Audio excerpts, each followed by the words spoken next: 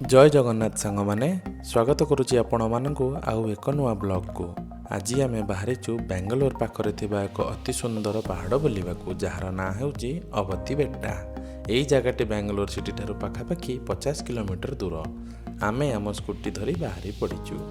NH44 रास्तार गले आपण बहुत सहजरे एठारे पहुँची पारिबे। गूगल मैप रे अवती बेट्टा मारिले लोकेशन टी मिली जिवो। देखंतु ऊपर ए दृश्य केते मनोरम लगुछि। चारिआडे सबुज बनानी आ ता मझिरे छिड़ा होइछि ए विशाल पत्थरर पहाड़। अवती बेटार खासियत हेउछि एठाकार बड़ बड़ पत्थर चट्टाण। ऊपर एक सुंदर मंदिर मध्य अछि। ड्रोन शॉट रे आपण देखि पारुथिबे ए जगहटी नेचर लवर एवं फोटोग्राफी पई पूरा बेस्ट अटे।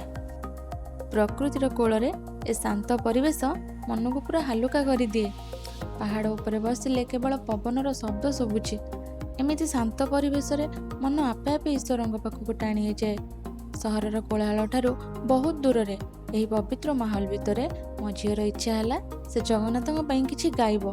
तेबे चलंतु ए प्रकृतिर कोଳରେ सुनिबा ता कुन्नी पाटीरू एक सुंदर भजन। लखसाळ ग्राम बिचा रथा रूढ हेउछि म मिटी जीव ए आखिरू सरदा बाली रे देखी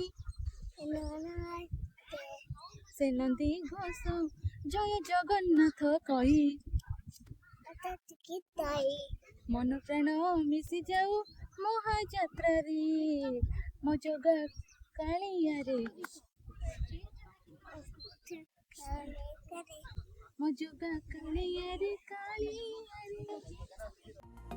जगह तो बहुत सुंदर हेले साथी जिते बड़े निज प्रिय मनीष थांती से खुशी दुई गुण हो जाए।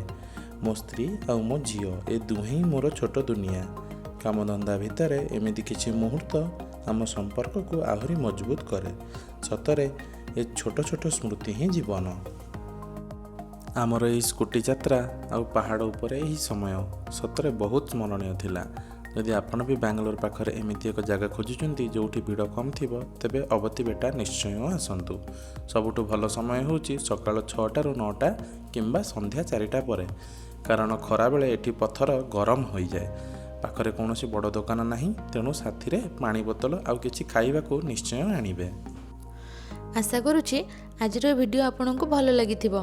वीडियोटी को लाइक करंतु आउ आम चैनल को सब्सक्राइब करने को जमार भूलिबेनी।